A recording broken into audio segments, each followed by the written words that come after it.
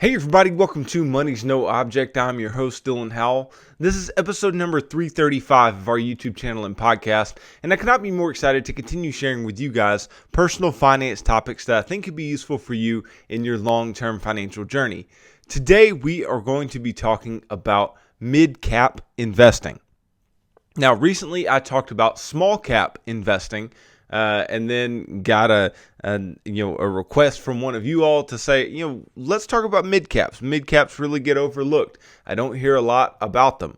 So I'm going to spend today's episode talking about mid-caps, talking about the benefits of investing in mid-cap stocks, and exactly what the differences are from small cap and large cap, and then ultimately what everybody wants to know: what's the return difference? And we can make better decisions if we are better informed about these different sized companies and different sized indexes that we can follow and allow ourselves to build abnormal returns over time. So stick around for a discussion of all that and more in today's episode. Before we get started, though, if you could go down below, hit the big red subscribe button, like this video, leave me any feedback in the comments down below, and I'll be sure to respond to anything you leave down there. If you're listening on Apple or Spotify podcasts, be sure to subscribe and leave me a review on either one of those platforms. Follow me on social media at MNO with Dylan, and that's really good supplemental materials to all the things I'm putting out in these long form episodes on YouTube and podcast every single day. And then if you need somebody to help you to build a financial plan and keep you accountable to that plan over the long term, then I can do that. Then just DM me on any of the major social media sites and tell me that you are interested in financial coaching sessions. And you and I can begin working together, pushing towards your long-term financial goals and ultimately pushing you on towards long-term financial freedom, which is ultimately what I hope for every single one of you who's listening to this show or watching this show on a day-to-day basis. Now, I think very often with our investing, we have this tendency, especially if you're an index investor, especially if you're somebody who's just pouring money into a 401k or pouring money into an IRA and just constantly systematically investing in that way and not worrying too much about individual security selection. I think we have this tendency to lean very heavily on a couple types of indexes, right? I think we have this tendency to lean very heavily on things, especially that have names that we can recognize, right? I think the S&P 500, and I'm not talking bad about the S&P 500 because I myself invest quite a bit of money into the S&P 500, but I think the S&P 500 is just very popular. And I think it's something that, it's got this name. People recognize it. It's a benchmark that we look at all the time. And we know that we can make good returns in the S&P 500. So we put money there, right? And that's a natural move. That's a natural thing to do. And there's no argument for me as to, doing that is, a valuable thing when it comes to your investing life. But my argument today is that we just shouldn't stop there.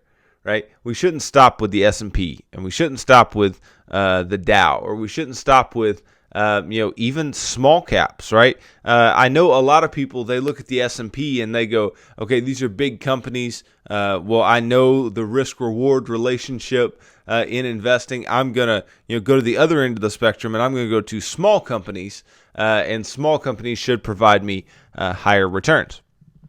And that's not a bad way of thinking. That's not wrong necessarily, right? But what we fail to pick up if we go from large cap S&P 500 to small cap directly is these mid cap companies, right? These in between sized companies that are likely gonna grow quite well as well, right? As a group. Now, obviously, you pick any one of them, then it's a matter of your own discretion and your own analysis. But if we're talking about just as a group, again, risk-reward relationship, they should perform quite well and quite well, relative to something like the S&P 500. So mid-caps are often overlooked in many investors' portfolios. Mid-cap stocks represent approximately 25% of the market capitalization of the U.S. equity market. However, investors are significantly underweight the group with only 12% exposure. And this is as of 12/31 of 2020. So a little less than a year ago, this was the case. Now, I would suggest, given that the market has just been up this year quite substantially, I would guess that you still see an underexposure in mid cap relative to the S&P or small cap or what have you. So naturally, we see here that people are underexposed because mid cap just doesn't sound as glamorous, right? Mid cap doesn't sound like fun. It doesn't sound like something that's either going to take you for a real volatile ride, nor does it sound like something that is going to be stable for you over a long period of time. It's mid cap. It's kind of in the middle. It's kind of this weird place, but people fail to realize they can make great returns with mid cap stocks. Now, by not participating in the mid cap arena, investors are potentially missing out on a major portion of the market. Just as it is important to diversify portfolios across sectors, right? It is also important to diversify across market capitalizations, because you can just miss out. You can miss out on complete sectors of the economy by not investing in smaller companies, right?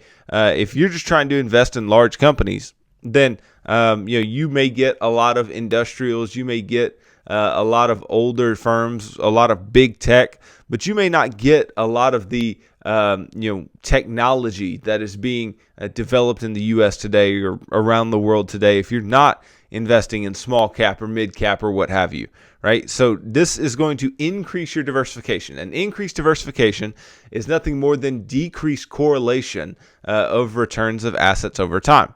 And given that that is the case, then that will take the diversifiable risk away, right, of your portfolio to a certain extent, and allow you to just be left with market-related risk, which can be a very good thing, right? If you can get rid of the unnecessary volatility, the unnecessary risk in your portfolio, then that can be useful. Now, some people don't want to get rid of all that risk, but as a long-term index investor, you may be somebody who wants to get rid of as much non-market risk as possible.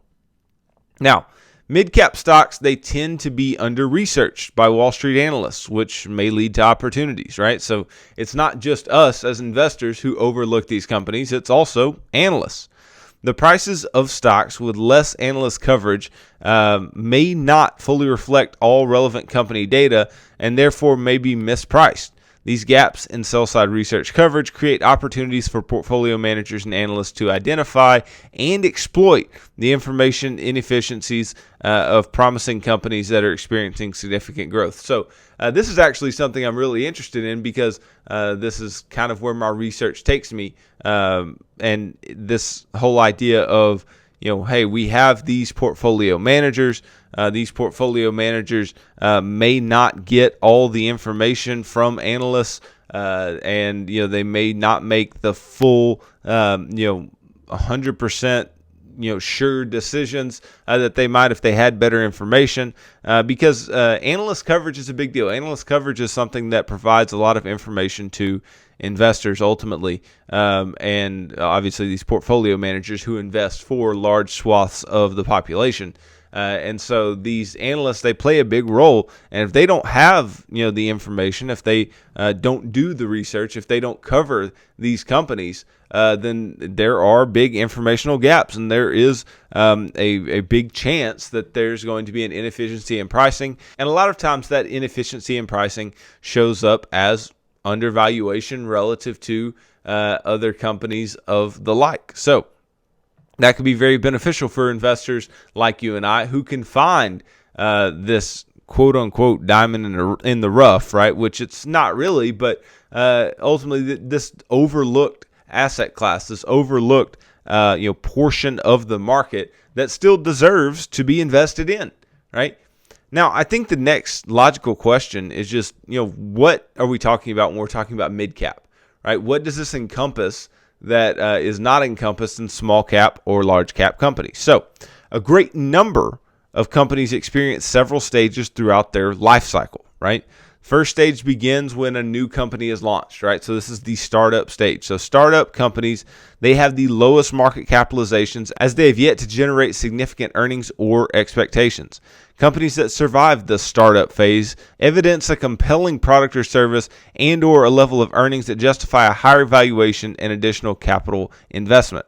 At this point, companies are moving into the growth phase of the cycle, and this is where we get really interested, right? Companies in this stage tend to be less volatile than small caps and can easily adapt to change and have higher potential returns than large cap companies, right?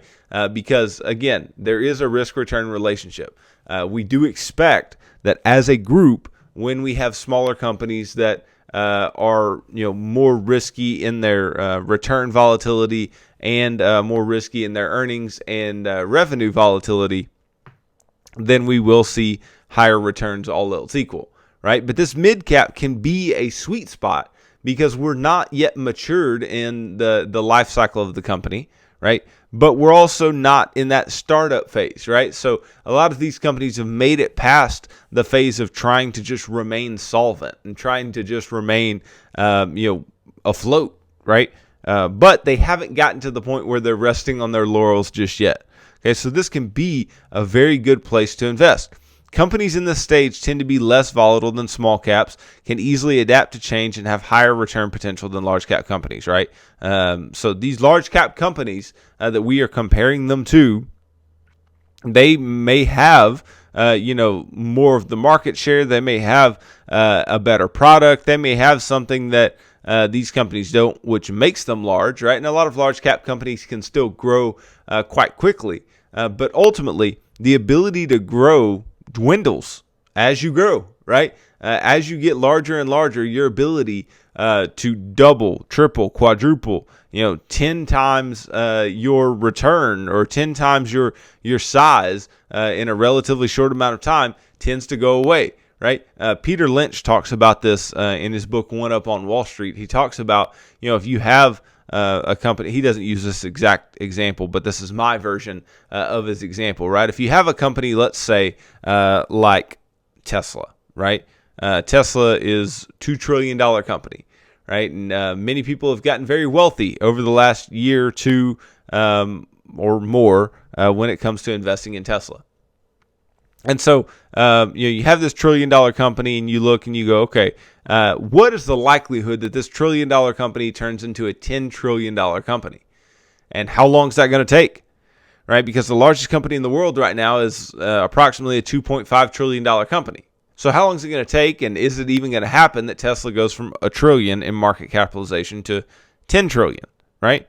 So if you were to have just asked this question a couple years ago when Tesla's at $50 billion in market cap, and you go, okay, how long is it going to take to get from $50 billion to $500 billion, right? So that's, again, a 10 times return for investors. Well, that happened quite quickly, right? That happened very quickly, as a matter of fact.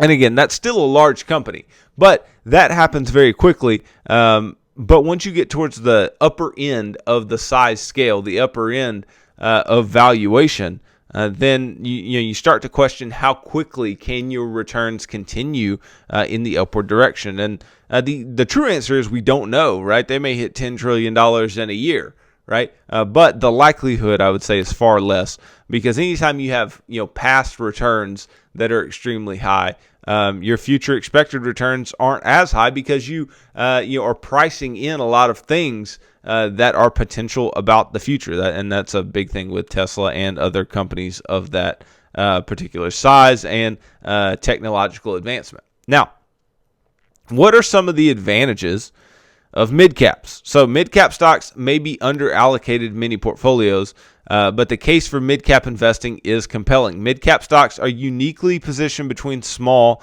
developing companies and large, mature companies. Mid-cap companies are typically small-cap companies that have succeeded, right? So this is really good news for investors because it takes away some of the risk of the small-cap companies that have not succeeded, right?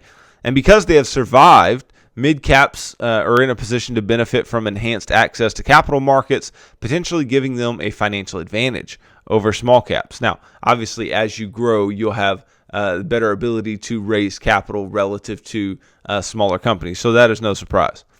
Compared to large cap companies, mid-cap companies are often in the growth phase of the business life cycle where they may be experiencing higher cash flows and earning growth rates, right?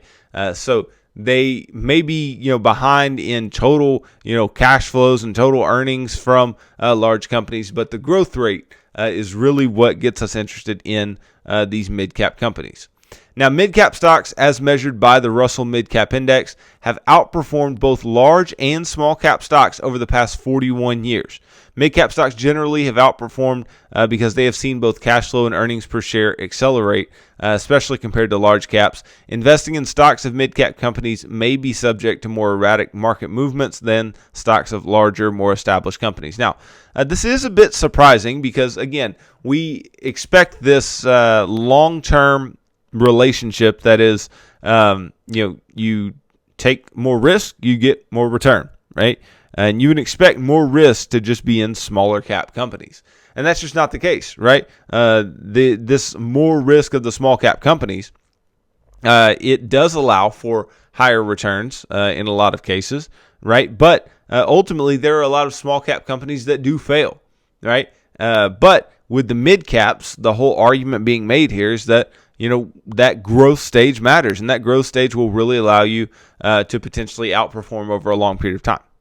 So, if you just look at the growth of a hypothetical $10,000 investment, which is a super common thing that all these investment companies do, right? And you look from January 1st, 1979 to December 31st of 2020, right? And you say, okay, well, what happened? Well, ultimately, the Russell Midcap Index would be worth $1.8964 million. The S&P 500 would only be worth $1.2222 million, right? And then you have the Russell Top 200 Index and Russell 2000 Index that trail even the S&P, right? So quite the disparity over that 41-year period, over $600,000 worth on a $10,000 initial investment. That's quite a large disparity again. So if you look at annualized return comparison of these indexes over time, and you say, well, what happened? Okay, well, over 40 years, the mid-cap was at 12.42% annually versus 10.33% for the S&P. You go down to 20 years, it was at 9.44% annually versus 8.74% for the S&P. 10 years, 12.41 annually versus 11.2 for the S&P. And then let's just look at the last, let's look at the last 3 years and the last 1 year. And the last 1 year would be just 2020, okay? The 3 years would be 11.61 for the mid-cap versus 10.25 for the S&P. And then the S&P actually outperformed by 2.85% when it came to the past year, right? And the Russell Top 200 actually outperformed them all. But over the long term, the mid-cap is the outperformer, okay? Now, this is very interesting. This is, compelling. As an investor, you're like, okay, I want the best returns I can get. So why would I not be investing in mid-caps? That's the question I'm raising for you, right? Now, let's say you looked at rolling periods, right? So rolling periods means, and this is rolling 20 years. So let's say a rolling 20-year period would be from January 1st, 2001 to December 31st of 2020, right? And then the next 20-year rolling period would be January 1st, 2002 to December 31st of 2021 this year, right? So that's what these particular periods are looking at. So if you look at 5 different 20-year rolling periods, right? In each different case, you are seeing the mid-cap outperform. The only place where the S&P actually outperforms the mid-cap index is in the December 2000 20-year rolling period, but it just barely outperforms by 20 basis points, right? So this is a very slight outperformance, but otherwise the Russell mid-cap index would beat the Russell 2000, the Russell Top 200, and the S&P 500 over time. Now, if we wanted to, what we could look at instead of just these Russell indexes, I just thought about, what has happened the past year, because I hold ETFs from Vanguard. I hold mutual funds from Vanguard, the equivalent mutual funds in my wife's 401k and in our brokerage accounts and things like that. And I was thinking to myself, well, what has the MidCap done versus the S&P this year, right? In just a year. And so I looked backwards, and lo and behold, right, the Vanguard 500 had done 31.36% in the past year. The Vanguard MidCap had outperformed by about 3.6% with 34.97% returns over the past year or so.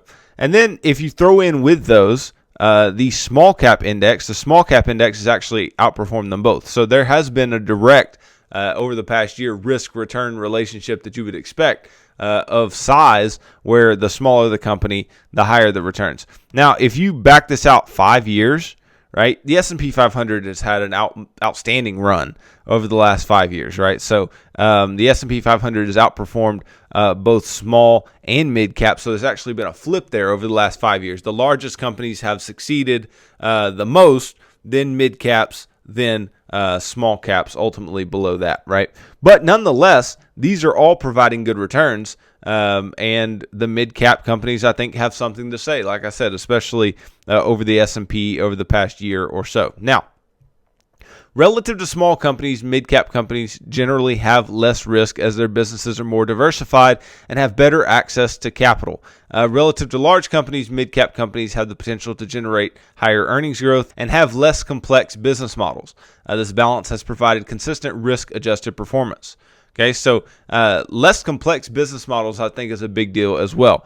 Because when you're a mid-cap company, you haven't acquired a lot of other companies. You haven't done a whole lot in the way of acquisition. You haven't done a whole lot in the way of company diversification versus a large company, right? But compared to a small company, right, you've made it past that just let's survive stage, and now you're trying to actually grow at a consistent clip.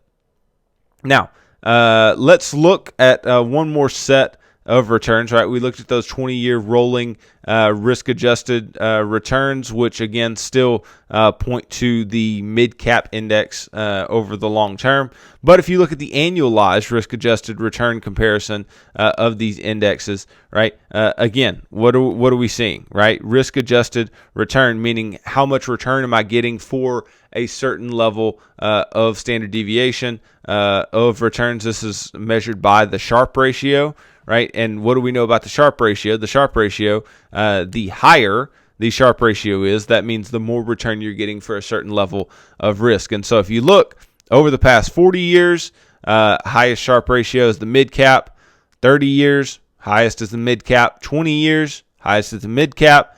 15 years, the Russell Top 200 and the S&P 500 overtake the mid-cap. 10 years, again, those other two overtake the mid-cap. 5 years, those other two overtake the mid-cap. 3 years, the same. 1 year, the same. Okay? But over a long period of time, right, you want risk-adjusted returns, then what you're finding is that the mid-cap actually does it. And again, those 20-year rolling periods of mid-cap returns relative to these others, right? If you look at a risk-adjusted basis, the mid-cap basically takes the cake in all of these 20-year rolling periods, other than, again, the one ending December of 2000, right? So ultimately, what are we seeing? We're seeing that mid-caps matter, right? Mid-caps have value that can be found in your portfolio. Now, the problem is, are you investing in it or not, right? And I'll just give you some examples of ways in which you can invest in it that I think are very simple, right? These are not, investment advice, but these are just things that I invest in and ways that I get allocation to mid-cap. So there's obviously the Vanguard Mid-Cap Index Fund, which is just VO. VOO is their S&P 500 fund, but the VO is their mid-cap index fund, which can provide you some diversification there. They also have a similar mutual fund, so if you're interested in investing in a mutual fund via Vanguard, that is the VIMAX, right, which is still the Vanguard Mid-Cap Index, but it's just the mutual fund, not the ETF. And there are several other companies. I would say that any of the major ETF providers and mutual fund providers have some mid-cap allocation that you can jump into. Now, a difficult thing, I will say this, is that if you have a 401k or a 403b or something where you have these preset choices that you have to make, right? You have to make choices based on these preset options. Sometimes they'll leave mid-caps out, right? Sometimes they won't have some option to allocate into mid-caps, and that's unfortunate. But if you have the option, then I would definitely take it. I would definitely try to get those higher returns over time and those higher risk-adjusted returns over time. I think that's one of the more interesting things about the returns of mid-caps, because risk-adjusted is taking into account how volatile your investments are. And you would expect that as your investments are more volatile, you should make higher returns. And the mid-cap is basically giving you the best bang for your buck. Right? If you're going to take a certain level of volatility, they're giving you the highest returns for said level of volatility. Okay, which I love. I love being able to get the highest returns possible for the lowest possible risk. And I think everybody, every risk-averse investor should agree with that sentiment. Okay, so the real question, I think, if once you're convinced that mid-caps are worth something, is to say, well, how much money should I put in to mid-caps? I don't know. That's up to your risk level. That's up to your risk tolerance, and that's up to what your portfolio ultimately looks like. I would say that between mid and small, when it comes to total portfolio, I would say that I probably have a pretty substantial portion relative to most. Right? I probably have 40-ish plus percent in those types of things. Like I said, I do have a lot of money in S&P 500 indexes, right? So that again can be a large part of how you invest. But if you do not diversify well into some of these other areas, then that may be a big issue. So I think it all depends on where you're at. Mid-cap investing may not be for everybody. It may not be for somebody who doesn't need to take any more risk than large cap companies. It doesn't need to be for everybody who, just maybe doesn't understand much about investing. And so you're trying to just keep it as simple as possible and just invest in the S&P or invest in a total world index or total market index. Fine, you can do that. And guess what? You'll likely be successful in doing so. I'm just trying to provide you with some options. I'm trying to provide you with some things to think about your portfolio. And I think that one of the most overlooked areas, one of the most overlooked things that gets invested in over time is the mid-cap index. And not just the Russell. I know the focus of this Touchstone Investments article was on the Russell today, but not just the Russell, but just on mid-cap indexes in general, right? I believe that they have the ability to provide value, but then the question just becomes how much value relative to some of these other major things that we'll invest in. And should we always expect outperformance? Not necessarily, right? But the whole point of diversification is not just outperformance by certain asset classes. It's the fact that you decrease the correlation between the things that you're invested in. Right now, that doesn't mean that the stock market won't all move together over time generally, but what it does mean is that you may be able to get some better returns in times of low interest rates and when things are really booming from smaller companies. But maybe for larger companies, when things are more stable, when rates are higher, when things are tighter, then those large companies can outperform relative to the small. And so you kind of have this long-term balance. Ultimately, I just want you to make the best decisions that you can for your own portfolio. Invest in mid-caps or don't, but I think there's a lot of value to be had there. And I will continue investing in mid-cap companies over the long term. And maybe you're interested in doing so too. So I hope this particular episode is informational enough to maybe make you just think about the opportunity of doing so in your own portfolio. So thanks for watching this video. If you could go down below, hit the big red subscribe button, like this video, leave me any feedback in the comments down below, and I'll be sure to respond to anything you leave down there. If you're listening on Apple or Spotify podcasts, be sure to subscribe and leave me a review on either one of those platforms. Follow me on social media at MNO with Dylan, and that's really good supplemental materials to all the things I'm putting out in these long form episodes on YouTube and the podcast every single day. And then if you need somebody to help you to build a financial plan and keep you accountable to that plan over the long term, then I can do that. Just DM me on any of the major social media sites and tell me that you are interested in financial coaching sessions, and you and I can begin working together, pushing towards your long-term financial goals and ultimately pushing you on towards long-term financial freedom, which is what I hope for every single individual who's watching or listening to this show on a day-to-day basis. So tune in Monday as I continue talking about personal finance topics that I think could be useful for you in your long-term financial journey. So thanks for tuning into this episode of Money's No Object. I am your host, Dylan Howell. God bless.